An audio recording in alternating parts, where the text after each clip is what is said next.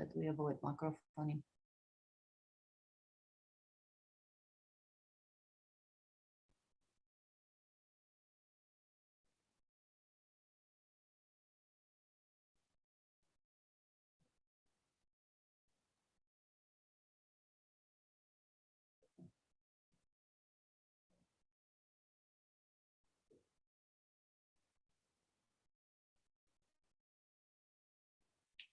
And we are live. So we begin.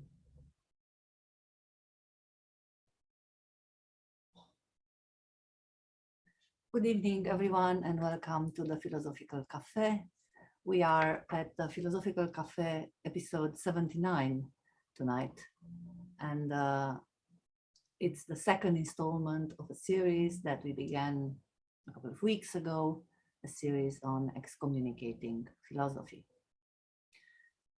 We have talked about Galileo as the first example of a philosopher who got condemned by, in his case, Catholic Church. We will talk about the excommunication or the condemnation of Descartes' writings. Tonight we have a very special example of what I call excommunicating philosophy, namely the case of Spinoza. And we have with us Itzhak Melamed and Steven Nadler as the experts that are going to help us understand better what was at stake and why was it important. As usual, we will have two audiences, one on Zoom and one on YouTube. And let me remind those of you who are here, or maybe tell those of you who are here for the first time, or remind you, those of you who were here before, that the Philosophical Cafe is a general discussion. We are welcoming questions and points of view of all sorts. We aim to bring philosophy into the public sphere. We aim to talk with non-general, non-specialized audience, with very general audiences, with students and lovers of philosophy everywhere across the world. I hope we will have a lot of questions, general questions, more precise questions, all sorts of questions. Because this is what philosophy is, after all, it's the art of dialogue. So let me begin by asking our invited guests to tell us the episodes that I'm calling Excommunicating Spinoza, their own version of this short version of this story.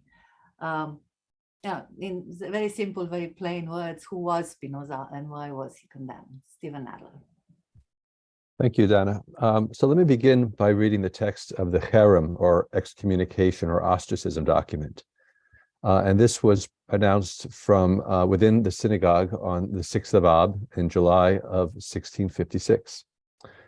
The Senhores of the Muhammad make known to you how, having for some time received notice of the bad opinions and acts of Baruch de Espinosa, they have endeavored by various means and promises to turn him from his bad ways, and unable to correct him, on the contrary, each day receiving more information about the horrifying heresies which he practiced and taught, and about the monstrous deeds which he performed, and having many trustworthy witnesses who have deposed and testified on all of this in the presence of the said Espinosa, of which he was declared guilty.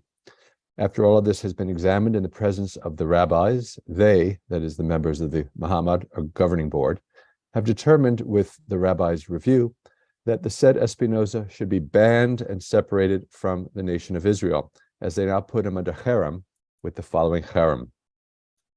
With the judgment of the angels and that of the saints, we put under cherem, ostracize, and curse and damn Baruch de Espinosa, with the consent of blessed God, and with the consent of this entire holy congregation, before these holy scrolls, with the 613 precepts which are written in them, with the cherem that Joshua put upon Jericho, with the curse with which Elisha cursed the youth, and with all the curses that are written in the law.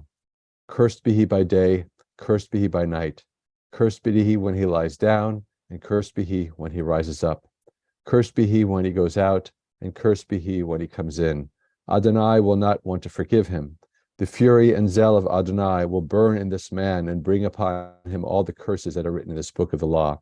And Adonai will erase his name from under the heavens. And Adonai will separate him for evil from all of the tribes of Israel, with all the curses of the covenant that are written in this book of the law. And you that cleave unto Adonai your God, all of you alive today, we warn that no one should communicate with him orally or in writing, nor provide him any favor, nor be with him under the same roof, nor be within 4 cubits of him, nor read any paper composed or written by him. So this is a text of cherem. Cherem is essentially ostracism. It's different from the kind of excommunication that Christians are familiar with because it's not just a liturgical act. It involves social, economic, very personal ostracism from the community. A person who is under the cherem is not allowed to be called to the Torah in the synagogue, is not allowed to participate in a minyan, does not count as a minyan member, that is, but also is forbidden from engaging in very ordinary transactions with other members of the community until the cherem is lifted.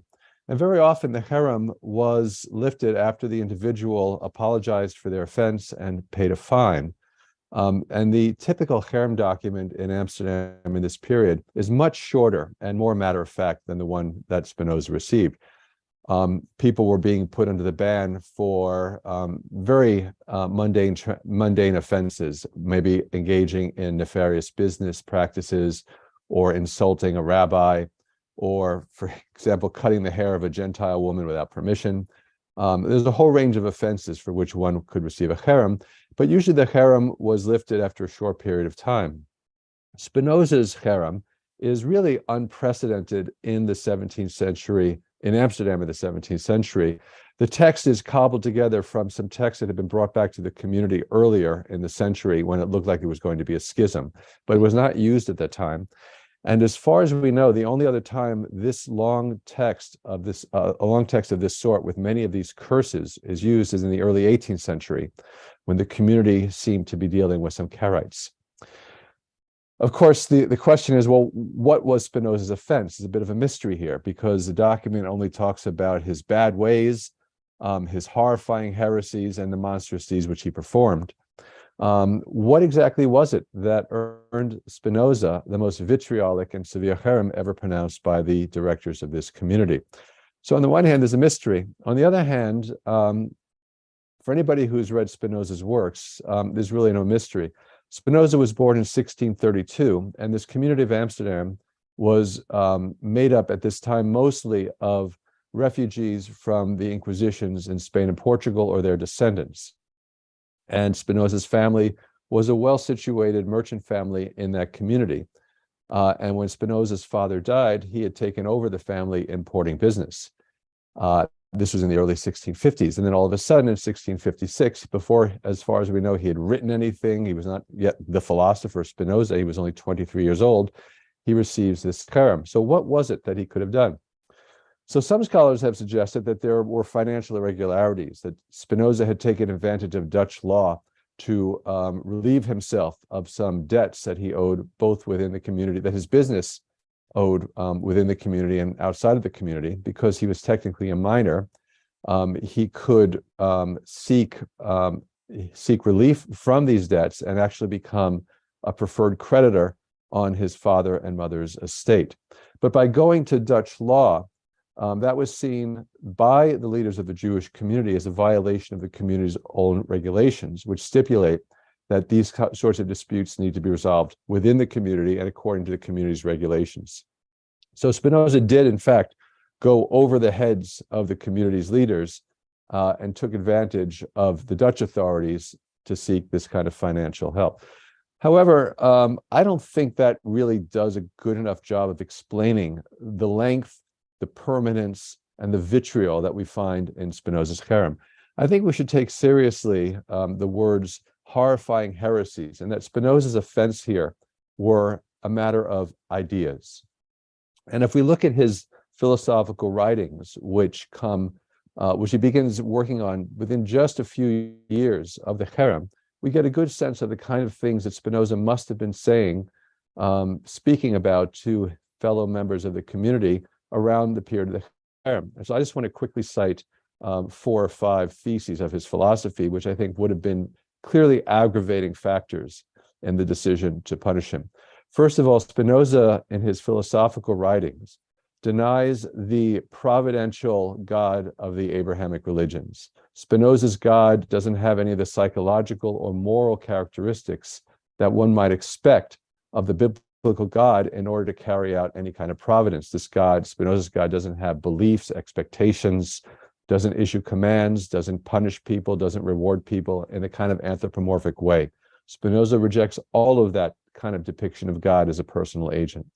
Secondly, Spinoza argues in his theological political treatise that the ceremonial and liturgical laws of the Torah are no longer valid and binding upon latter-day Jews. They really only had their raison d'etre as long as there was a Jewish commonwealth with sacrificial rites performed in a temple. But with the destruction of the temple, all of those ceremonies and all of those rites have lost their foundation.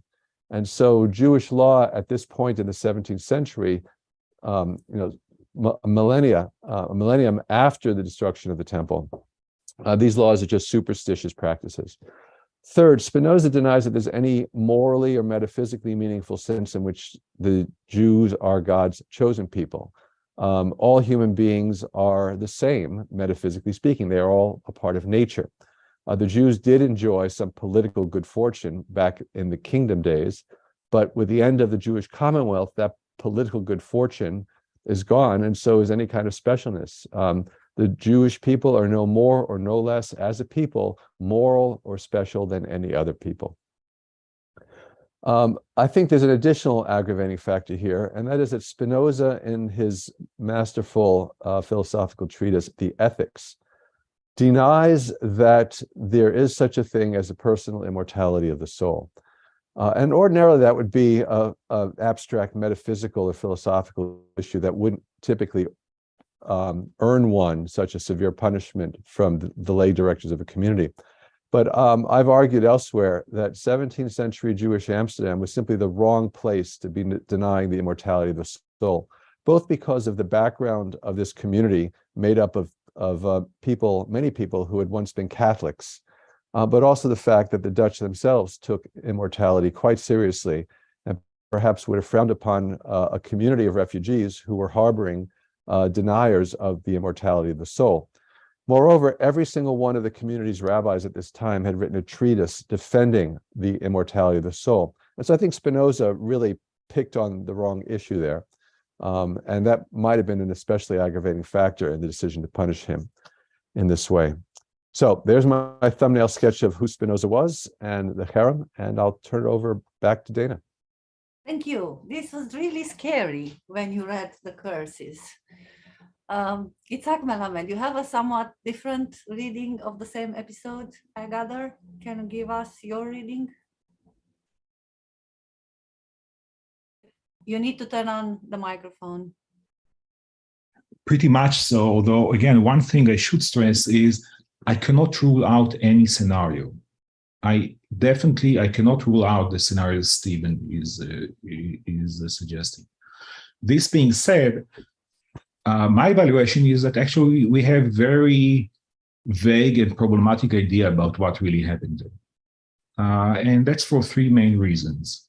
First of all, there is a lot of ideological components that are surrounding the story of the Cherem on Spinoza. I mean, and I think there is a need. The story of the Cherem is part of a certain founding story of European Enlightenment.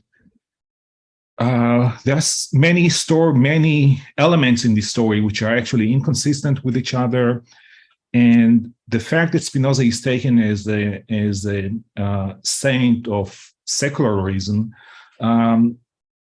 is actually helping create some sort of ideology. Now, what I would like to do is actually to do my best to start to study things from bottom up, from the text, and try to build the facts from the text rather than just impose any kind of ideas or prejudgments. Now, ideology is one element. Then there is a second element, and the second element is just the study of the very institution of Cherem generally, how it was practiced in other Jewish communities, not only in Amsterdam, is at the very beginning of its development. I mean, there is a horrible view about this practice But if we ask ourselves how precisely it was used, where it was used, since when it was used. So, for example, I think that you'll find many scholars claiming that cherem was very common in medieval times. Although, again, if I'll work with the person who, when I had a conversation with the person who is probably the most expert on this area, his name is Pinchas Roth, he said he hardly ever heard about a specific cherem on a person in medieval times, that it's much more an early modern phenomenon. So, so when does it begin? What is the practice? What are the laws? What are the now? Add to that also the fact that in Hebrew the term cherem can mean different things. It can also mean a certain obligation that I take upon myself. So we have this kind of problem of just literally non-sufficient scholarly study, almost non-existent scholarly study of the general practice of cherem over other Jewish communities, in many other Jewish communities.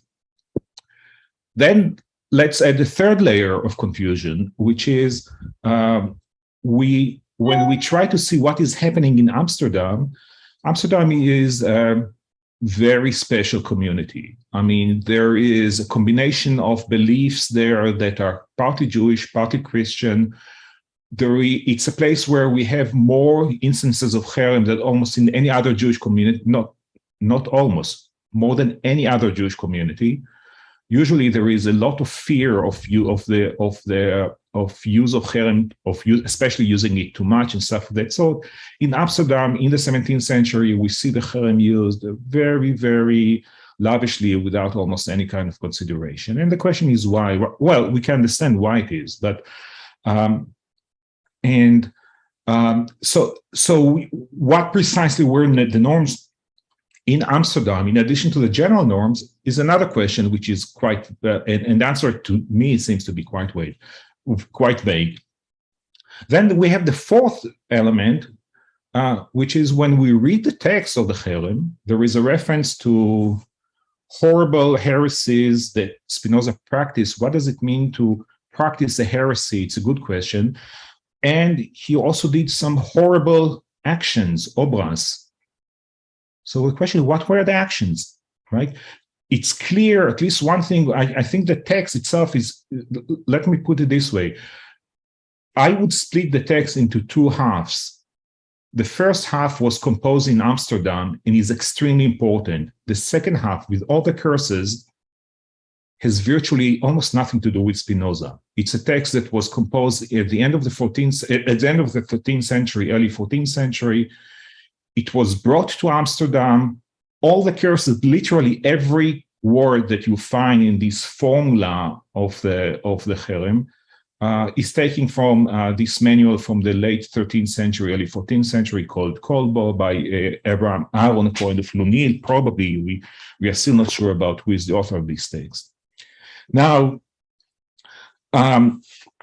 so for me, one major question is, of course, what are the horrible I mean, it seems that what is at stake is some sort of combination of heresies and actions. And I would like to see what precisely are they. I mean, heresies, there could be many. I agree with some suggestions of Steve. I think that the critique of ceremonies and is definitely a possibility. I'm much less impressed by the issue of the fact that Spinoza was not believing in a personal God, because again, you have plenty of rabbinic figures that are good Maimonideans, and they do not believe in a God who is a person.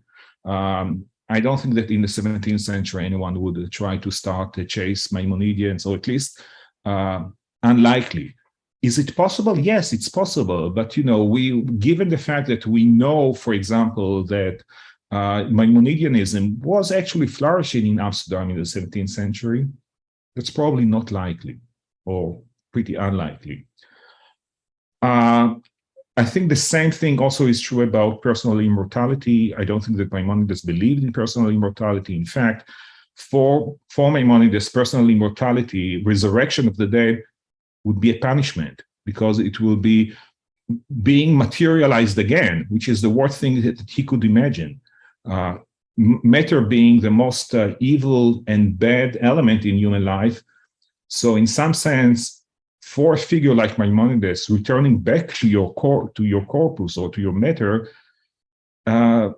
is not a reward, it's a horrible punishment. And Maimonides had the people that were going in his direction. I mean, so is that possible that specifically in Amsterdam? Perhaps, but we need evidence. We need textual evidence to show that, and I'm not aware of them. I spoke a lot, so I'll stop here because again, you'll see that. Let me just try to understand better what you're saying. So you're saying that reading backwards from Spinoza's texts, which were written later and published much later, right, into what could have been the horrible heresies, you think that none of what what Spinoza said in his writings qualifies as a horrible heresy? No, I didn't say that. I think that, well, the other way around. I think there is a horrible heresy. No question about it. Steve listed 5 such heresies. I think that the one of them is something which seems to me to make sense, meaning the rejection of the ceremonies. Chosen people, I'm not aware of anyone who was put on Cherem because he rejected the chosen people. I mean, who cares about it, with all due respect? Now, this being said, you know, can I prove that there is no crazy person who in the 17th century decides that anyone who denies the principle, although there was never a principle of Jews being a chosen people, it was never taken to be a principle of faith anywhere within Jewish history. It's possible, but we have no evidence for that. So again, I think there was a heresy. Let's start with that. But I think there is a combination of heresy and actions. And to my mind, most likely, but again, I'm saying I don't know. Most likely, it's a combination of certain actions that that included undermining of rabbinic authority, which is the most common. I would say about 90% of cases of cherems are associated with undermining rabbinic authority. Steve, you would put horrible actions in you were saying that maybe Spinoza was talking about his ideas. Are these horrible actions enough? I suppose it could be. First of all, I agree entirely with Yitzhak that we don't know. I don't mean to suggest that I know. I have some deep and secret insight to what happened. I don't. Of course, it's all speculation. But I do think that why not count, not just talking to others, but this community was very concerned about the unstable Judaism of many of its members because they were recent returnees to Judaism. And if you have a member of the community who's going around saying things that might undermine the faith and the practices of these people, I would think that the leaders of this community would think of this as bad practices. Let me just say 2 things in response to something that Yitzhak said as well. The Maimonidean tradition is absolutely crucial, especially for these Sephardic Jews of Amsterdam. And I agree entirely that both Maimonides rejects any kind of anthropomorphizing of the person of God. And Maimonides also, I think, at least as I read the Guide of the Perplexed, but not the halakhic writings, seems to argue against the kind of personal immortality of the soul that's so traditionally, that forms a kind of traditional belief in what immortality consists in. However, I think the problem with Spinoza's God may or may not be the anti-anthropomorphizing, but the denial of divine providence and the way it's traditionally understood, and especially the question of whether the virtuous are rewarded by God and the vicious are punished by God.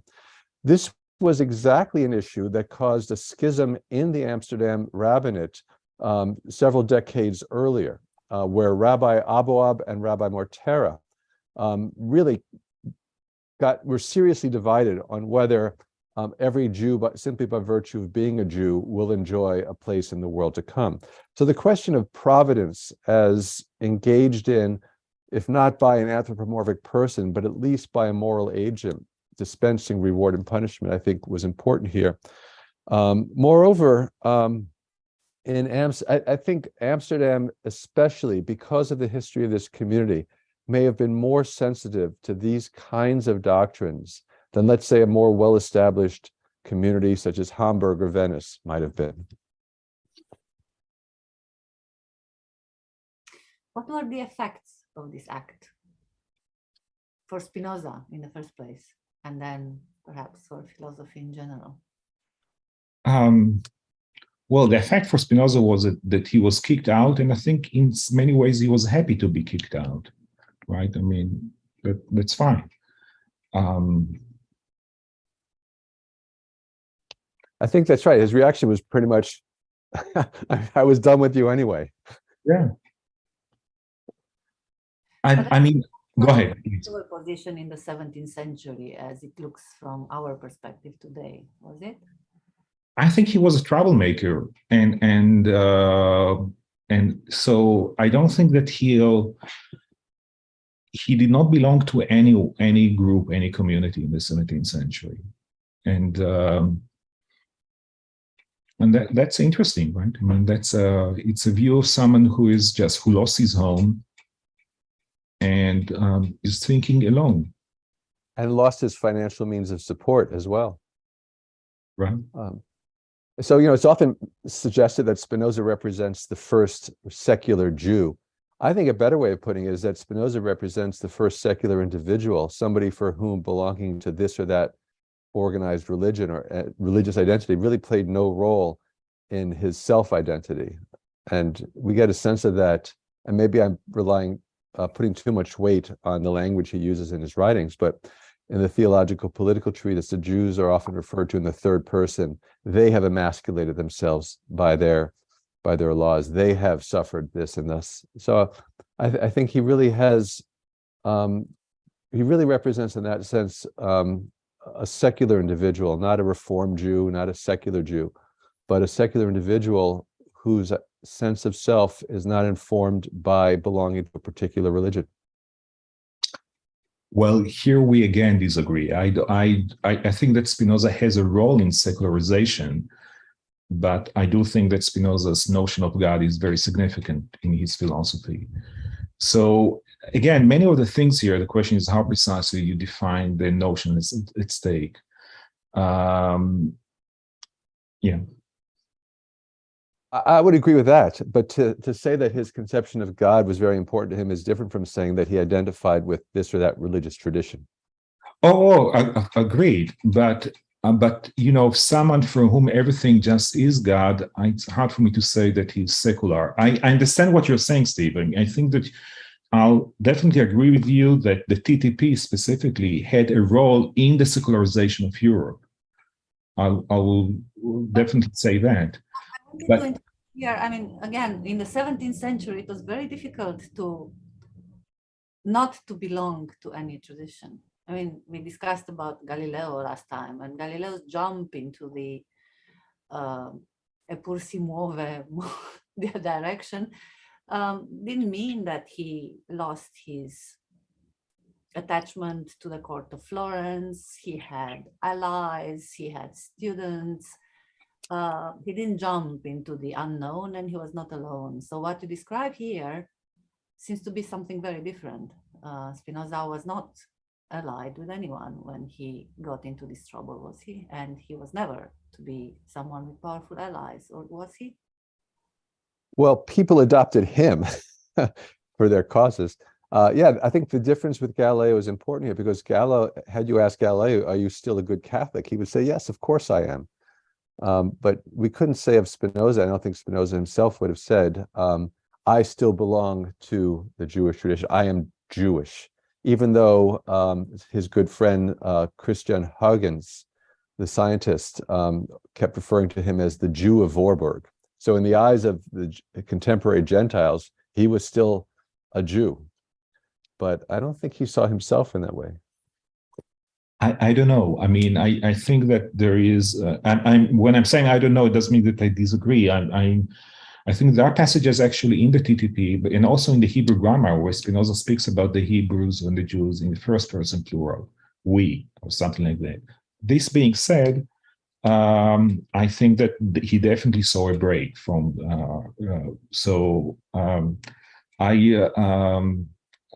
See, as you know, I'm the person. I try to avoid ascribing to him the name Baruch because he's not using that. So I think he's using Jewish sources in a very significant manner, and he's aware of also of the similarity between some of his views and some Jewish sources. But the story is complex. I think the point that you're making here, I think that's extremely important, and why Spinoza, more than any other philosopher of the 17th century, is special, because he is accessing an intellectual and religious and philosophical tradition that, let's say, Descartes or Locke or Leibniz are not accessing. I mean, Absolutely. for all of Leibniz's erudition, he doesn't have Spinoza's familiarity with Jewish intellectual texts and religious texts. And I think this is actually one of the interesting things which are happening in the TTP, because you see him basically, as far as I can see, you'll see Spinoza basically is citing both sides against each other, although one of the sides is just in his mind, because most of his readers are not familiar with the rabbinic view. So I think that at least the way I read the TTP, I think that much of the TTP is just a kind of attempt to take the Calvinists and incite them against the Pharisees, and the other way around. Right. And just for our listeners, what he's referring to as the TTP is the Theological Political Treatise, which Spinoza published in 1670, and it immediately caused a huge scandal. And one critic called it a book forged in hell by the devil himself. And what's interesting about the TTP, taking up what Yitzhak just said, is that rather than attacking Christianity itself and its rituals and ceremonies, and also directly attacking current events in the Dutch Republic, which he's very concerned about with the Orthodox Calvinists usurping political power, rather than directly addressing those, he uses ancient Israelite history, and especially the lessons of the ancient Israelite Commonwealth, to draw the moral lesson that hopefully his Dutch readers will take, namely that once you start dividing political power between civil authorities and religious authorities, you're in trouble. Grigore has a question. Oh, I was thinking whether you could say something about Spinoza's attitude towards Christians and Christianity.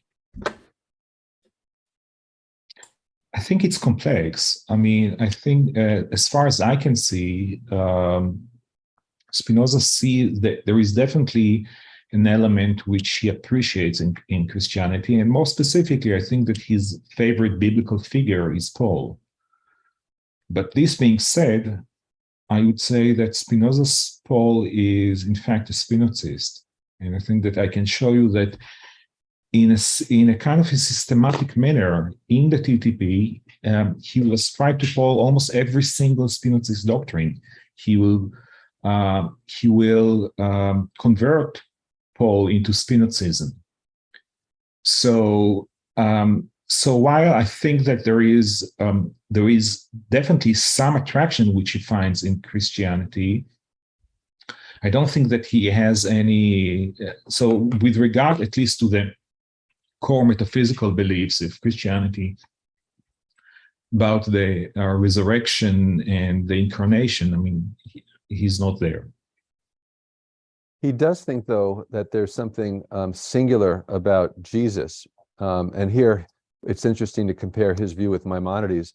Maimonides said that prophets are essentially philosophers who also, besides being morally gifted and having the philosophical knowledge of philosophical truths, prophets also had gifted imaginations, and so were able to take this philosophical information and turn it into morally edifying stories.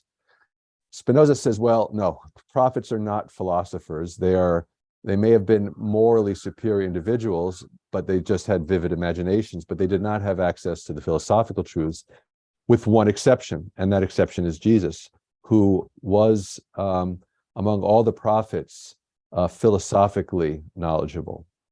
And we know that because from, according to Spinoza, because the moral message of Jesus's teaching is identical with God's law, namely, love your fellow human beings and treat them with justice and charity?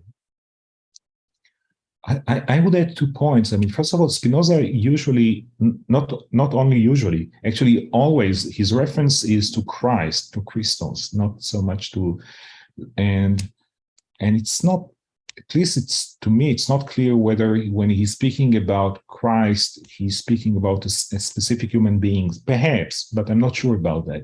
One other thing I just wanted to follow up. What? When you're saying he's speaking about Christ, he's not speaking about specific human being, what do you refer to more precisely? I think that a lot of times he speaks, what he seems to be speaking is about the infinite intellect, the Son of God, which he describes as the Son of God in several places. So he's saying that the infinite intellect is a son, and I think, again, I'm saying that carefully because I'm really not sure about that. The other point I wanted to follow up on the point that Stephen was stressing, and rightly, and that's that for Spinoza, unlike Maimonides, the prophets were not intellectuals. But the interesting thing is that Spinoza's argument here is just he is attacking Maimonides from Maimonidean grounds. Because what you have in Maimonides, and Spinoza will agree with that, is the claim that imagination and intellect are playing some sort of a zero-sum game. The more intellect, the less imagination. More imagination, less intellect, right? You have it in Maimonides, you have it also in Spinoza.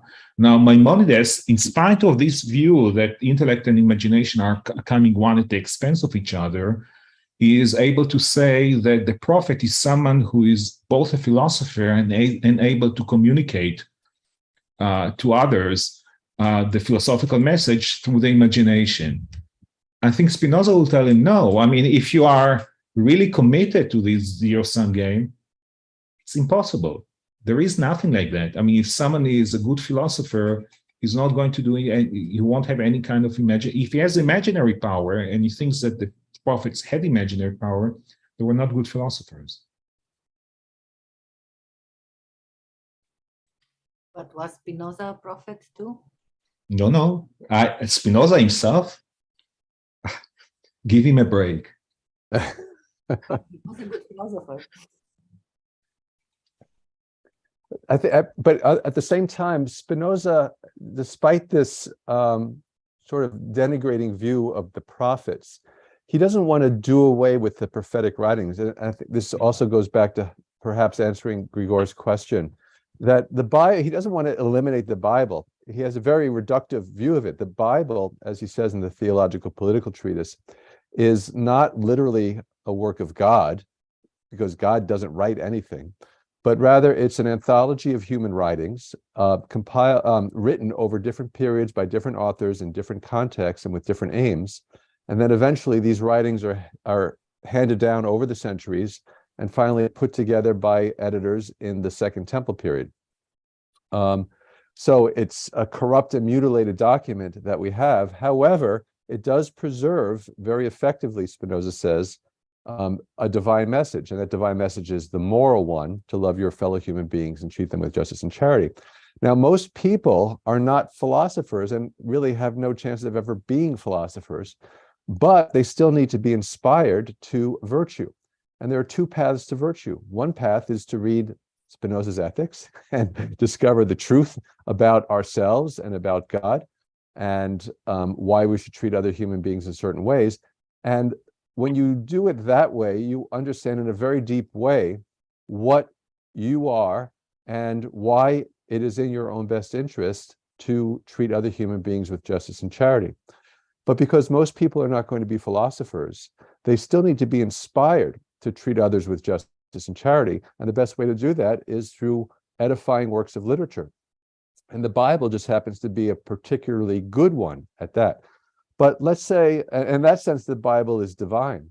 But let's say you're moved towards moral behavior, not so much by the Bible with all of its violence, but by reading Shakespeare or Dickens or Emily Dickinson poetry, whatever it may be, works of imaginative literature that move people to moral behavior are divine in Spinoza's sense. And so we shouldn't do away with the Bible because it may be the best tool we have for inspiring ordinary people, not philosophers, to be virtuous, to act virtuously, if not to become virtuous characters. So basically, Stephen, you don't see Spinoza as engaging with Jewish tradition. You see him as proposing a new kind of way of looking at the world. Well, I wouldn't say he doesn't engage with the Jewish tradition because and this has been a problem, I think, for a lot of scholarship on Spinoza's ethics, that people seem to be unable to make sense of parts 4 and 5, and they treat part 5 especially in a very trashy way. They say, well, this is just garbage. But I think you can't understand the ethics, nor can you understand the theological political treatise without seeing Spinoza engaging here with Jewish tradition, as well as with Cartesian tradition, as well as with Thomas Hobbes, with ancient Stoicism, with Dutch Republican thought, and so on. So I wouldn't want to remove Spinoza from that particular dialogue with Jewish, especially Jewish medieval philosophy. Does he think that this is going to be the path to our salvation by going back and reading rabbinics? No. But I think in some important ways, his own philosophy is deeply informed by those texts. I tend to agree with Stephen. I will also say that I think many of the claims about scripture that you find in the TTP are, let's say, are much less scandalous if you look at them in the context of Jewish medieval radicalism. So, for example, I'll just give you, the view that significant parts of the Bible of the Jewish treasures were lost is quite common. It's a view, there are the assumption that some things that were not transmitted, it's a complaint that Maimonides repeats time and again and again. He said, we lost all of our treasures. The Bible is a leftover from something that we lost. I'll tell you even more. I think that if you look, even in Maimonides' popular writing, which are really just aimed at in many ways appeasing masses, when it comes to the issue of the giving of the Torah, the giving of the law, he'll say, we don't understand how it happened. We don't know what happened. We have a metaphor, but it's nothing but a metaphor that God was somehow giving as if he was writing that. But God has no hands. And God is not supposed to give you anything because he is not supposed to write anything. So all you have is just, at best, a metaphor that I allow you to, Maimonides would say, I allow you to play with because that's a good, reasonable accommodation for the masses. But keep in mind, that's the most you can get from there.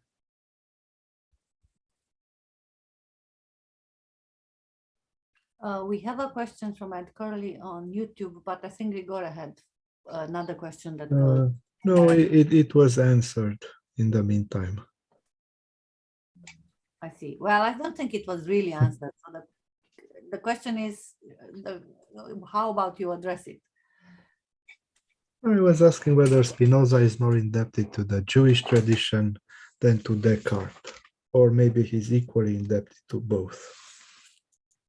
Yeah, I would hesitate to quantify or say more or less. The Ethics is such a rich text and draws, I think, on so many intellectual traditions. The vocabulary is very Cartesian. The doctrines depart from Descartes in significant ways. There are Hobbesian elements. There are very clearly Epictetan or Stoic elements. Harry Wolfson, in his 1932 study of Spinoza, which it's an extremely important work, but probably not, I think, exaggerates certain things, tries to lay out all the different traditions and all the different texts from which Spinoza drew. But I hesitate to say it's more Cartesian than Jewish or more Stoic than Hobbesian.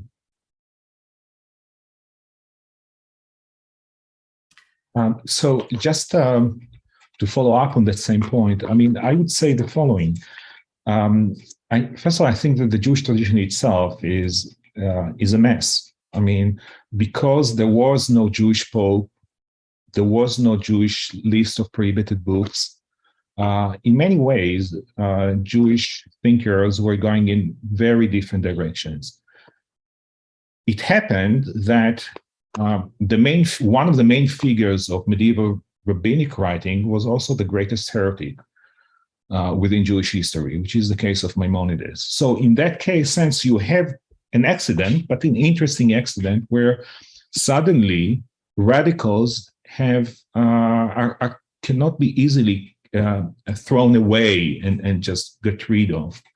Now, I think that Spinoza, he's highly critical of Maimonides on several issues. Sometimes he's actually criticizing Maimonides from the right.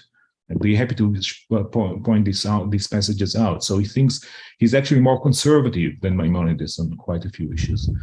This being said, I think that in terms of criticizing anthropomorphic religion, he's much closer to my mind, to Maimonides, than to Descartes. I mean, Descartes, at the end of the day, wants God to have human characteristics. He wants God to have all kinds of human perfections, just eminenter. Spinoza will say, no way, nothing.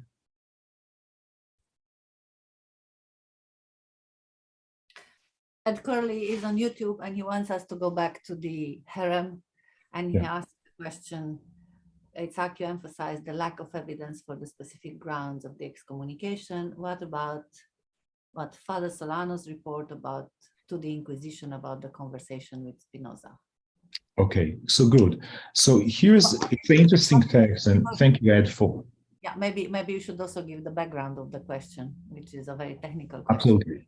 So we are talking about a document that was found, I think, 30 or 40 years ago, in which two Spaniards, a monk and a captain, visit Amsterdam, then they return to Madrid, give a deposition before the Inquisition in Madrid. And in this deposition, they describe their visit to Amsterdam, and they meet Spinoza and Juan de Prado. According to the testimony, of these two, Spinoza and de Prado were observant till they realized that, and then there are 3 points. I think one is that the law is not correct. The second one is that the mind dies, that the soul dies with the body, and third, that God exists only philosophically. Okay, and that given these three elements, and as a result of that, they were also kicked out of the community. Right, that's roughly the description. Now, all this being said, I think that we should understand what does it mean. I invite you to think about what does it mean that God exists only philosophically. To me, it sounds like just a vulgus that is looking at a relatively more fine-grained understanding of the concept of God. Cannot understand that and say, so he does not believe in God. He believes only in a philosophical sense. So yes, Spinoza's God is not anthropomorphic. At least I would say that I think that the same could also be true about, the same is also true about Maimonides' conception of God. Is it possible that this was the reason for the Herem? Unlikely, but possible. Why I'm saying unlikely? Because again, you look at the views of the figures in Amsterdam there. So for example, figures like Aboab and Mortera, they don't seem to be, they're conservative, but they don't seem to be figures who would say that they would not, that Maimonides' Guide to the Perplex will not enter into their library. It is there, they read him, they quote him.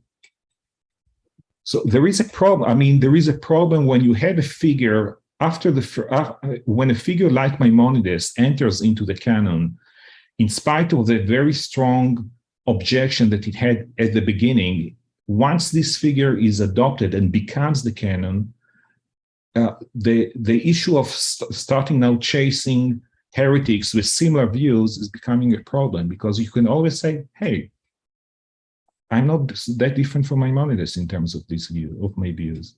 But Yitzhak, I think Ed's question is, do you have reasons for doubting the reliability of Solano's or Maltrenia's reports that Spinoza said that that was the reason why they were kicked out? Well, the reason is, no, good. The reason is, I don't think that Spinoza would say that God exists only philosophically. I mean, it's kind of a stupid way for a philosopher to say that, well, God, I mean, it's, why should Spinoza, I mean, what does it? Let me rephrase it. So maybe Spinoza didn't use those words. This is just Solano's paraphrase. But according to Solano, Spinoza told him that he was kicked out for these doctrinal offenses, his views on God, his views on the immortality of the soul, and his view on the law. So I think that his view on the law seems to be, again, my suspicion that it's related to that. I mean, to the issue of his views on the law. So I'll stress it out. Now, the question is, what precisely Spinoza said and how it is reflected through Solano's words, right?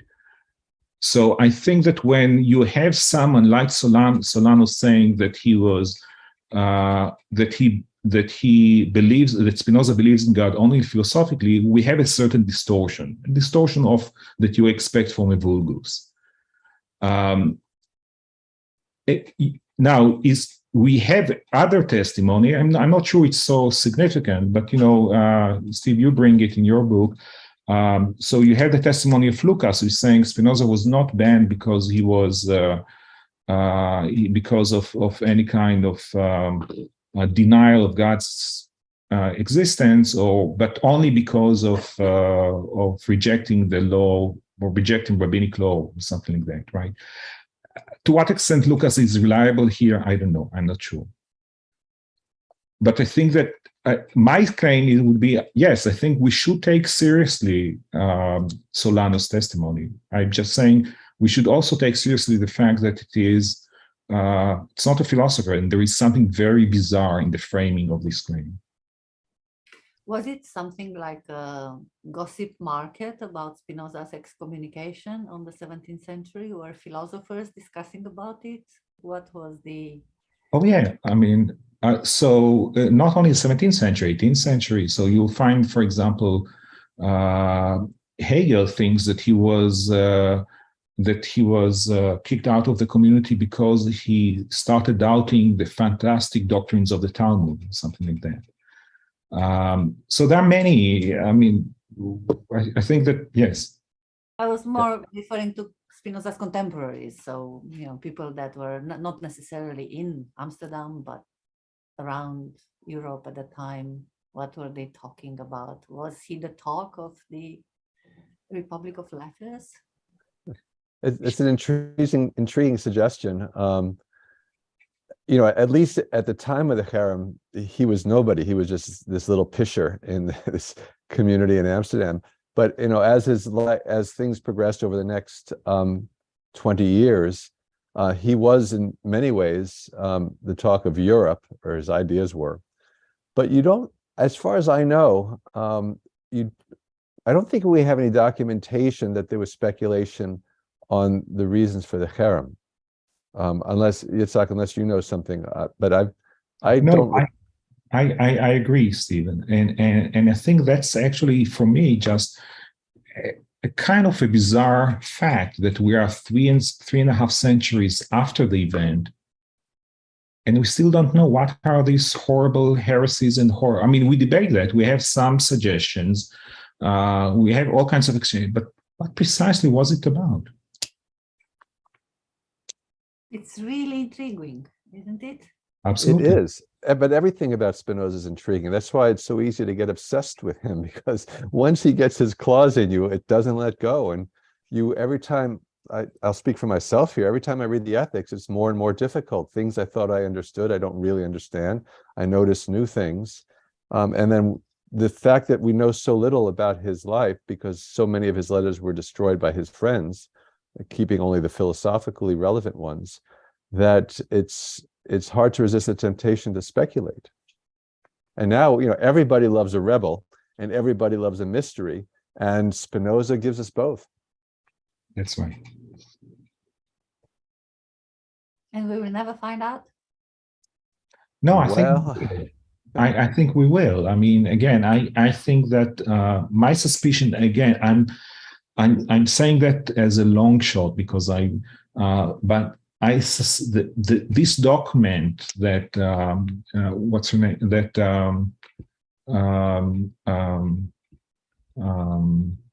The Apologia?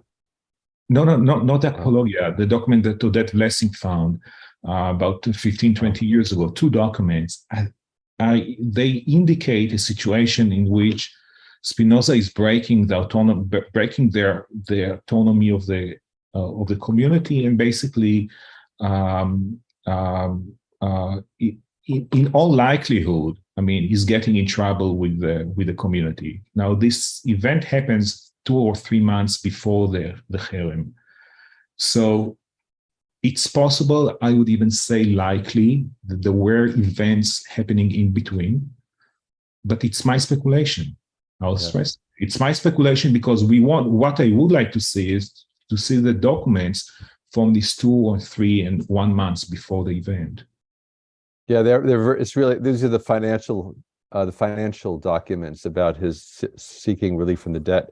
But to go back to Dana's question, there is a scholar of early modern philosophy, Alan Gabby, an Irishman, who claims that he actually found Spinoza's Apologia, where he explains why he was kicked out of the synagogue or why he left the synagogue, but then says he found it behind a case of Guinness beer in a pub in Dublin, but then lost it after drinking the beer. Yeah. This sounds like the beginning of a nice novel. 2 questions here. One is mine and one is Grigoria. My question was, why, once Spinoza became a famous philosopher, why was no discussion about pardon? About what? About some sort of a pardon, about lifting the harem? Because he only made things worse by publishing his views. It would have been extremely odd for them to have, if I'm right, and he was put under harem for discussing his ideas, it would have been extremely odd for the community to then withdraw the harem once he publishes these ideas, especially the theological political treatise, which caused such great scandal across Europe. But even today, in 2015, there was an event in Amsterdam sponsored by the Portuguese Jewish community there, in which we were asked, several experts were asked for our views on who Spinoza was, what were his ideas, and what did we think were the reasons behind the harem. Should the harem be lifted? The majority of us on this panel argued, well, no, there's no reason to lift the harem. First of all, a harem is a matter of social ostracism against a person while they're alive. So what's the point of lifting it while he's dead? Although you could say, well, we could then read his works, or Yitzhak could then go into the synagogue to film about Spinoza. But moreover, the rabbi, the current rabbi of the community, I think was quite right in his decision not to lift the harem. Not that I am in favor of harems. I am not a proponent of punishing people for ideas. But the reasoning of this rabbi was this. He says, first of all, these 17th century directors of the community, they knew what Spinoza's offenses were. We don't. And so, they had the information. Second, Spinoza knew the rules of the game. Third, and I think this is a sort of an act of humility on the present rabbi, he says, am I that much wiser than my 17th century colleagues that I can overrule them on this? He says Spinoza did say or do things that are unacceptable to Judaism, to normative Judaism, and so how can we possibly welcome him back into our community? And I should say that the only people who can lift the harem are the leaders of that community. It cannot be lifted by David Ben-Gurion. It cannot be lifted by a prime minister of Israel. It cannot be lifted by some enthusiastic Spinoza scholar standing on a mountaintop in Israel. It can only be lifted by the directors of the Amsterdam Portuguese Jewish community. So here we have some disagreements. So I don't think that, well, usually, as far as I know, a lot of Herems were never lifted. Never lifted, simply they just disappeared. There was no need to lift the Herem. And now Toledano was making, Toledano, who is the older rabbi of the community in Amsterdam, was trying to make the claim that he is not allowed to lift the Herem because out of respect for the rabbinic authority of those who impose the Herem. The logic doesn't work for the simple reason that the Herem was not imposed by the rabbinic court. In order to have the question, literally here it's a very small and very clear technical issue. If there is an issue of undermining the authority of rabbinic court, the act must be done by a rabbinic court. The Herem was not performed by a rabbinic court. We know, as far as we know, right? I mean, we know that in Amsterdam it was. So the issue of undermining rabbinic authority in that sense, simply not relevant. Well, except the Herem document says that the directors of the community consulted with the rabbis. Consulted, that's fine, but that's not an act. I mean, the question, in order to have there is an issue of how that you are supposed, one rabbinic court is supposed to respect the precedence of other rabbinic courts in different ways. As long as it's not an act, a rabbinic act, it's not an act of the court, you don't have that. I mean, it has to be an act of the court. Well, at least in Toledano's mind, it was an act of respect. I mean, if you're right, then he was, well. I'll tell you, it's not only Toledano, it's also in Tzarfati's mind when we spoke with him. But when you see, for example, when the chief rabbi of Israel, 1951, Herzog, was responding to that, he said that he provided a list of points, and one of them was saying, no, I'm sorry, it's not in rabbinic court. There is no action of rabbinic court under irrelevant, simply irrelevant. I would also like to if you don't mind, just to address the issue of why not pardon Spinoza. Keep in mind that Spinoza was not particularly careful, in spite of the caute in his signature. Think about, just invite you to think with me. Remember, one of the reasons why Spinoza wrote the TTP was in order to respond to the charges of atheism. It's one of the three reasons that the Vulgos were accusing him of atheism, and he wished to respond to that. The Vulgos being ordinary people. Yeah. I just want to clarify. Yeah. Now, think about how the TTP was such an amazing success in responding to the charge of atheism. There is something that is mind-boggling about how Spinoza was able to write these texts and think that really this is going to be the text that will secure me and will clean me from any suspicion of atheism, something like that. So I think that there is something, I don't know whether he was an Asperger person or something like that, but there is a sense in which I don't think that he had a very clear understanding of the political context of many of his actions. At some point, I think he understood that, and that's why he didn't publish the ethics. Well, actually, that was my background for the question. Was he seeing himself as a sort of prophet? Someone that comes with something entirely new that the world should listen to, because this is the truth. I think in that sort of non-technical sense of prophet, sure, why not? He saw that the Dutch Republic was in serious danger, and he had a vision of where that danger was coming from. And I believe, I think Isaac may be the first person to ever accuse Spinoza of being on the Asperger spectrum or the autism spectrum. But I think he thought that he needed. I think we could see the TTP as a kind of jeremiad, a warning to his contemporaries. So in that sense, perhaps there is something prophet-like about it. And can you tell us whether this warning was justified? Give us a bit of context about Oh, what so- So by the late 1660s, various religious and political divisions within Dutch society were growing more acute, especially between the Orthodox Calvinists and their allies. Their political allies were called Orangists because they were in favor of reinstating the Prince of Orange as the stadtholder. This is a period in which there was no stadtholder. Political authority had become decentralized among the provinces, and there was no overarching political authority since the death of the stadtholder in 1650. But the Orangists and their conservative Orthodox Calvinist allies were creating problems for the more liberal and tolerant political party.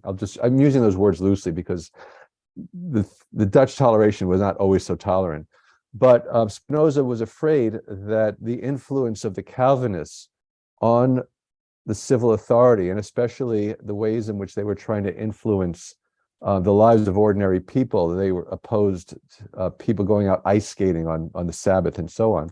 He was afraid that the Dutch Republic was going down the same road that caused the downfall of the ancient Israelite kingdom, where the priests usurped political power and brought about this division in society.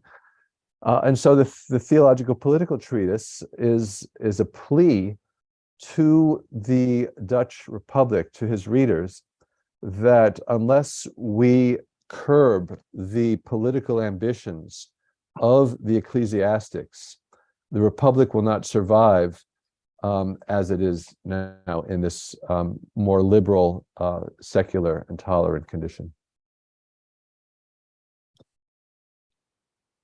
Dana, can I also respond to some of the questions that accumulated here? I mean, Yes, go ahead. so Ed is making an interesting comment about the speculation in Bayle's dictionary. I don't remember what Bayle is suggesting, but it would be interesting. I mean, so Maybe Ed, who is hearing us on YouTube, can remind us on. Yes, please. I mean, I just wanted to. I mean, that's one small comment with regard to Giorgio Vida's question. So, why Spinoza Cherem was not lifted up until today for an author? Is he still a heretic? Well, yes and no. I mean, dozens of rabbinic figures read Spinoza without any problem. I don't think that any rabbi today is afraid of reading. Well, I don't know any, but I grew up in an ultra-Orthodox community. There were rabbinic figures that reading Spinoza, reading Kant without any reservations. I don't think that anyone would come and tell them, "Oh, you're not allowed to do that." It's pretty much nonsense. Why the Cherem was not lifted up until today? Again, there is no need for that because it was preserved at some point. Generally, a Cherem is supposed to be very local. I mean, in order to move a Cherem from one community to another, you need to announce it. So the place where if people wish to lift a Cherem, it would be Amsterdam. It was a very arrogant community, not very learned, and why didn't they, for example, so I'll give you, I'll try to answer even more specific question. Why didn't they allow me to film in the synagogue? I just wanted to introduce this as a kind of follow-up. I mean, you yourself experienced some very concrete effects of the Cherem. Absolutely. And I can tell you that immediately after they decided to fire the rabbis, they also told me that I'm not allowed to film in the synagogue. So what was the story? You were trying to film about Spinoza in the synagogue? I was taking part in the making of film on Spinoza, and the producer simply wrote to the synagogue, asked their permission to film in the synagogue, and suddenly out of nowhere, 2 days before Hanukkah, I get an email from the rabbi of the community telling me that I'm a persona non grata. Good for him. Fine. Okay. Enjoy. Afterwards, I mean, so I think it embarrassed the community. 2 weeks afterwards, I can tell you that when they were still insisting on saying we will fire the rabbi, but we also won't let Melamed enter and film in the synagogue. I asked him, listen, why don't you? Spinoza is still forbidden? Yes, absolutely. In that synagogue. And I told him, listen, first of all, don't rush to fire people. I mean, people do all kinds of stupid things. I mean, if a person writes an idiotic email, that's not necessarily a reason to fire a person. But even without that, I mean, where's the problem of filming Spinoza? What is precisely the halachic, the religious problem with filming in a synagogue? The interesting thing is that at that point in time, the 6 leaders of the community, the 6 parnasim, were all secular. I'm observant. So suddenly, these people are telling me that observing the Sabbath is less important than banning Spinoza. They invented a new religion. Their religion is just banning Spinoza. All I can say is, it's not my Judaism. I mean, they have a religion, enjoy that, but it's there. Religion of banning Spinoza sounds fantastic. Oh, I think that's what, at least for this community, it's a community that disappears, but that's what they are. And They are secular, conservative, and narrow-minded. That's what it is. And what Yitzhak did mention is that the bookstore in the synagogue complex carries books about Spinoza and even a Spinoza puppet. Oh, yeah. So, but you can't buy that book in the bookstore and then take it into the synagogue itself, or the puppet. This gives philosophy a very different kind of importance in today's world, especially in some communities. So what happened in the end, Zach? Did you do the movie? Oh, yeah. The movie is going to be screened for the first time in 10 days. And then I think it will be launched in the US in early next year. Ivrit? So most of the dialogues are in Hebrew, but not all. And you could see the dialogue where the representative of the local, a nice person, representative of the local community, basically telling you, no, we made a compromise. Our compromise is we kick out the rabbi, we don't let you film in the synagogue. It's very interesting to compare this case with Galileo's case, where in the beginning of the 21st century, no, the late 20th century, there was a committee that revisited the trial and in the end decided that the condemnation was unjustified. And it had become an embarrassment for the Catholic Church. This does not seem to be the case with Spinoza, right? It's not an embarrassment for the Jewish community, right? It is, but the difference is that you have no one who can speak for the Jewish community. The Catholic Church is organized. In the Jewish community, I'm just as much as a representative of the Jewish community as the chief rabbi of Israel. I don't know, chief rabbi, but basically, no one can claim and say that he is the representative, and that's fine. Actually, that's one of the reasons why I'm happy to be Jewish, because in principle, no one can impose his authority on me on these issues. but Except the person who puts you under cherem. And he got in trouble. I was trying to help him. I mean, to save him from being fired.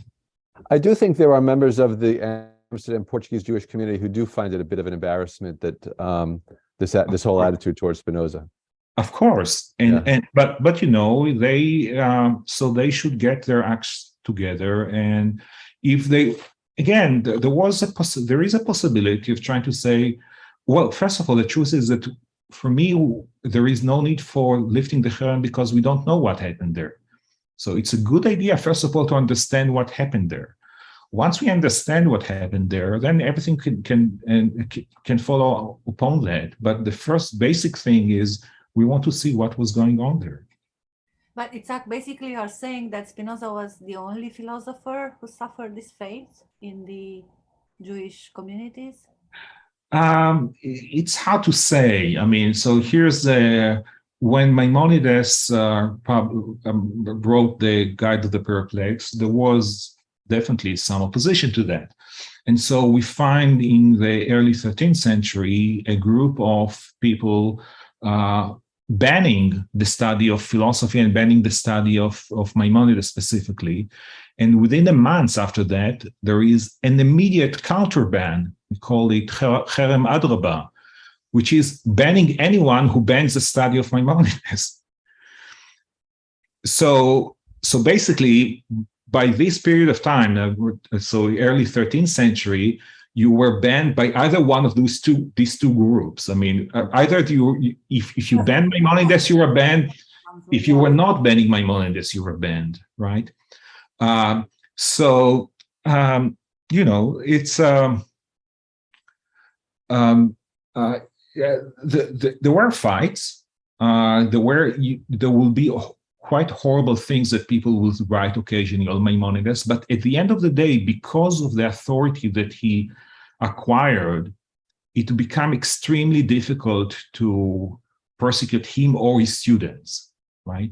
And so we have, just to give you an example, we have a very bizarre practice in some communities, especially in Prague in the early 16th century, where someone who would like to study the Guide of the Perplexed will have to take a vow, and this vow he will give you, basically it will list all kinds of heretical doctrines that you find actually in the guide, and about each doctrine you would have to say that first you don't believe in that, and second you do not ascribe it to Maimonides, the great scholar. It's also the case that Maimonides, the Guide of the Perplexed, was burned by rabbis in Provence in the 13th century. Yeah, we are talking about. That's what I'm talking about. Yeah. I mean, whether it was actually burned or not, I mean, there is a debate. But yes, I mean, there is at least a possibility, or at least there is there are some reports, whether true or not, that this happened, and there was a strong reaction to that also as well. Yeah.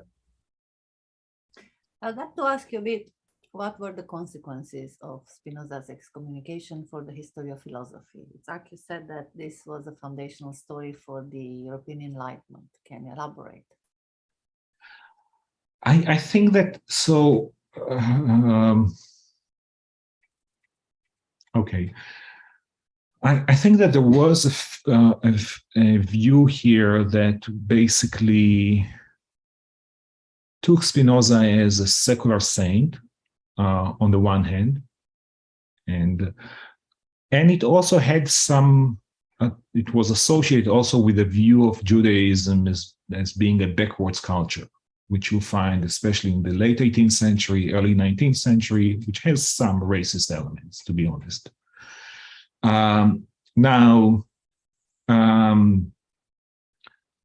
The creation of Spinoza as a saint of secularism is fascinating. I mean, I think that Spinoza himself begins this story. In some way, there are passages, if you look carefully at the TTP, you'll see passages where he's speaking as if he's himself Christ. So I think that he was sensing that. And the association of Spinoza with Christ will develop very significantly in later stages, later centuries. So Heine will develop that, but he's definitely not alone. I mean, so Spinoza becomes, if you wish, the saint of modern secularism.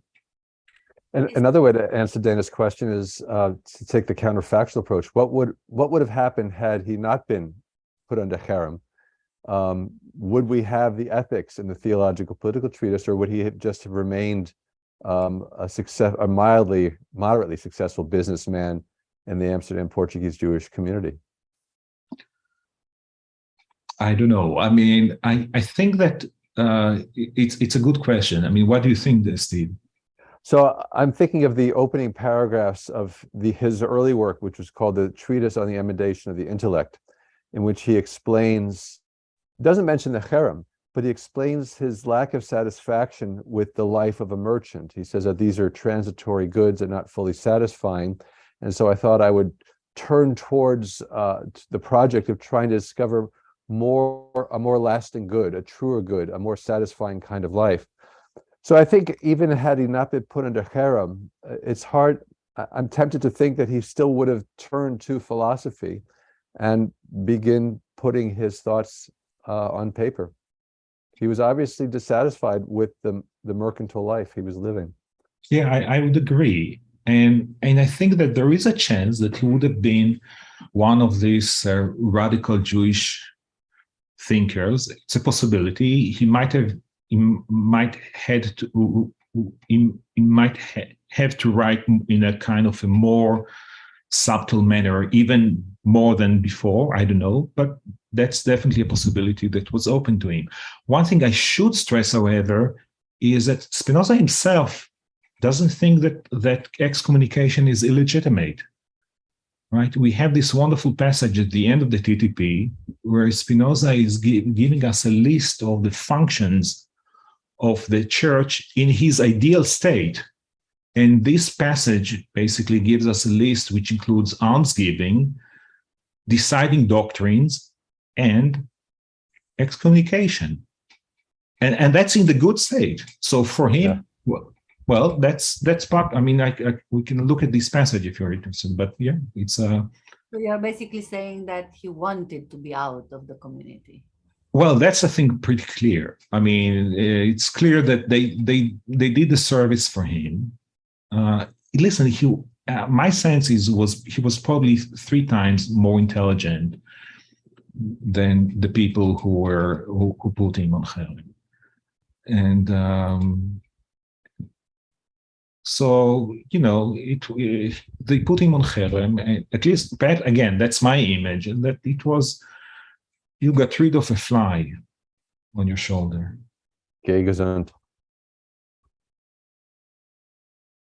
That's Yiddish for farewell. But when you are speaking of the secular saint, okay, I'm thinking of Galileo again, because we have some fingers and we have a vertebrae of Galileo that were actually lifted from his body in the 18th century, and they are really packed as relics. I saw one of them in Padua. In Padua at the university, they keep Galileo's chair, a nice wooden structure from which he was teaching mathematics to students. And in a sort of reliquary, they keep a vertebrae of Galileo, which was clearly packed as a saint relic there. So, you know, kind of secular saints is a phenomenon for science. Do we have about?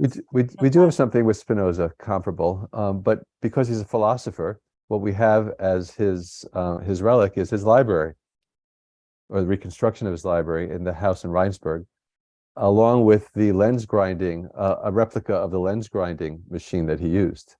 And I think people make a kind of pilgrimage to Rheinsberg to see where Spinoza lived, at least for a couple of years, and to see the books that he owned. And are they really his books? No, they're not. They are not. Go ahead.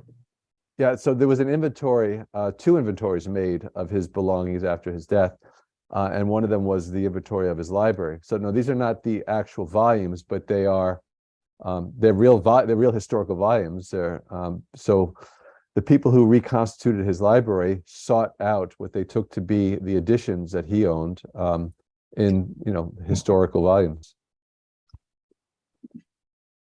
We do have, however, at least some manuscripts of his. So we have some letters that survived in an autograph. And then we have at the Library of Haifa, we have the copy of the TTP with his handwritten marginalia. And we have the manuscript of the Ethics now, which was in the Vatican Library, which was discovered some years ago by Pina Totaro and Lane Sprout. It's a wonderful story, but a mystery how the Vatican ended up with this manuscript of the Ethics, which they then put on the Index of Prohibited Books, because it was brought to Rome by one of Spinoza's acquaintances, and he handed it off to a man named Nicholas Steno, who used to be a scientist, but now was a Catholic convert, and a rather rabid one. And so for some reason, Schernhaus gives his copy of Spinoza's Ethics to Steno, who then passes it on to the Holy Office. Why Schernhaus would part with this manuscript is a mystery. But we do, finally we have the only manuscript we have of Spinoza's philosophical treatises. And that was the first time that Spinoza was put on the index by the Catholic Church? Or No. He was put on the index very early on, 1670, I think. I mean, the TTP. Yeah, but that's because they had the manuscript from. I think he was put on the index. By that point, they had the manuscript of the Ethics, but 1678, I want to say he was officially put on, but maybe I'm wrong about that. I don't remember. So he was probably excommunicated during his lifetime? Excommunicated by whom? I mean, excommunicated. Was he, were there his works put on the index of the Catholic Church while he was still alive? Yes, yeah. I mean, I think that the TTP was already while he was still alive. Yeah, so that would have been like 1676. That's a very special case of being rejected by all the traditions. While Yeah. still alive. So We're waiting to hear from the imams. Grigore has a question which goes along these lines. Grigore, can you say it? Maybe you could say something about what kind of a man he was. I guess he was someone very lonely, right? If he didn't need to be part of no community, does this mean he was a very lonely man, maybe? I don't think so. He had a circle of very good friends in Amsterdam. So there is this myth that he was a kind of intellectual hermit, liked to keep by himself and was unsociable. I don't think that's true. What we have of his correspondence with his friends and reports about his relationship with his friends in Amsterdam, and this is a very varied lot. Some of them were Mennonites or Collegians. He also had acquaintances in the Quaker community, and then people who were involved in the Amsterdam artistic world. I get the sense that he was both rather sociable. He wasn't an extremely outgoing. He wasn't a social butterfly, but he had close friends. But I also get the sense that he was rather charismatic, and he attracted people who wanted to be in his company and learn from him. Yeah, that's true. I think also he was also pretty much self-confident.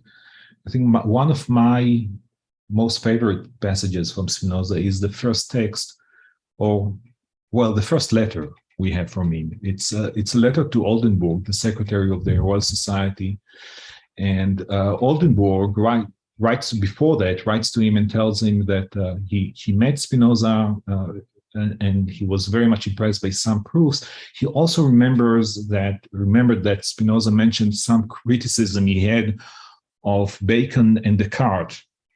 And keep in mind, this is Spinoza, who is 29 years old. 4 or 5 years earlier, or 6 years earlier, he was kicked out from the Jewish community. He doesn't want to get into too much trouble, but he's no one. And Oldenburg is asking him what he thinks about these two great philosophers, Bacon and Descartes. And Spinoza is saying, listen, it's not my way of speaking ill of others, but if you insist, I will have to respond. And he said, well, they're great philosophers, although they have very poor understanding of the nature of the human mind, very bad understanding of the cause of all things, and not an adequate understanding of the sources of error, which is great philosopher, bad metaphysics, bad philosophy of mind, and bad epistemology. And again, and that's when this guy is no one, literally no one. I mean, he is just alone. So you need to have some guts. I mean, I think to make such claims in such a situation. But then, who are his friends? Not philosophers. Well, they are trying. So it's a whole. Stephen knows them much better than me, but it's a circle of people that some of them are coming from within the group of Cartesianism, Dutch Cartesianism. Some of them are students in Leiden at the time. They are really impressed by his acumen. So at some point he is just to show his own capacities, he is presenting some sort of geometrical presentation of Descartes' the second part of Descartes' Principles of Philosophy. He takes them precisely 2 weeks. He makes all kinds of typos in this text, but the people are really impressed by that, and so they ask him to do the same also with the first part. He takes another 2 weeks, produces a geometrical representation of part 1 of the principles. Then they ask him to do the third part. He said, no, I'm sorry. He writes something like a page and a half, tells them, I'm done. I have nothing to do more with that. And then they publish it because they think that the work is pretty impressive presentation of Descartes' Principles of Philosophy. He is super smart, and he's well aware of that. And I think that's you can see that basically.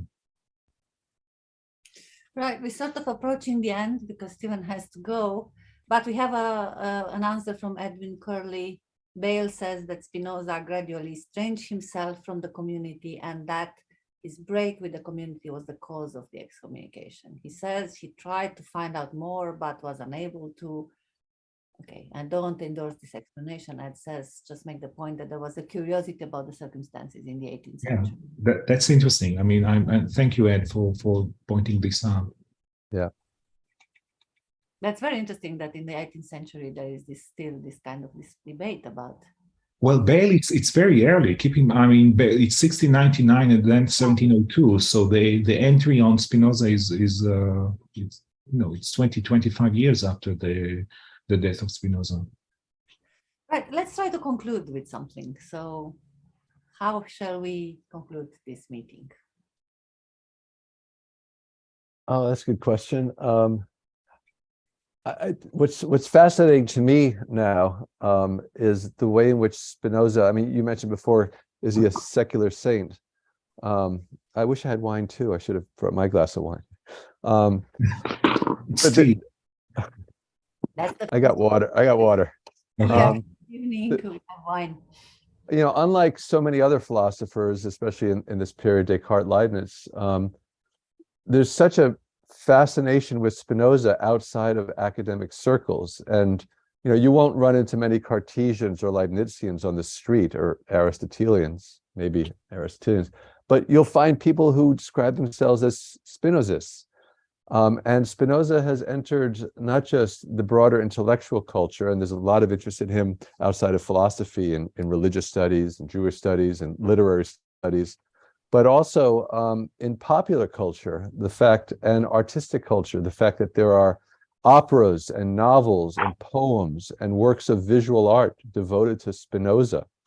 It's really striking. Novels about Spinoza appear, and he makes cameo appearances in quite a few works of literature. That's something worth investigating, both in Jewish culture and in contemporary popular culture. Itzhak? So I would stress 2 points. First, just with regard to all the questions about why not leave the Cherem? So there was an attempt to have a kind of a ceremony of lifting the Cherem. I think it was 1927, the Hebrew University in Jerusalem. And a person, the first professor of Hebrew literature at the Hebrew University at the time, announced some sort of a lifting. Actually, it was not precisely a lifting of the Cherem. It was the cancellation of mutual complaints on both sides. And he did a ceremony with all kinds of almost magical words of saying the Cherem is just cancelled hereby, or etc. That guy who was also the uncle of the writer, the novelist Amos, was a populist. I mean, he was a professor of Hebrew literature, and it was really fitting for this kind of populist attempt to say, okay, we'll have some sort of a ceremony at the opening of the Hebrew University or something like that. Eventually, the second point I'll say, I think it's not a coincidence that Spinoza was both a a very independent thinking figure and also homeless philosopher. I mean, there is something which, when you are homeless, when you don't have commitments to all the ideology, many of the ideologies, at least of your community, your state, etc., people are able to think boldly and sometimes even clearly. The philosopher that doesn't have a real place everywhere. That's very much the Socratic model, isn't it? Yeah. Oh. Right. Oh, yeah. Yeah. Thank you very much for this fantastic discussion. It was illuminating. It was fun, and I hope both our listeners on YouTube and those on Zoom have enjoyed it. Thank you, Stephen. Thank you, Zach. Thank you for having us. It was great fun. It was a pleasure. Thank you. Communicating Philosophy will continue next week with Descartes. Okay.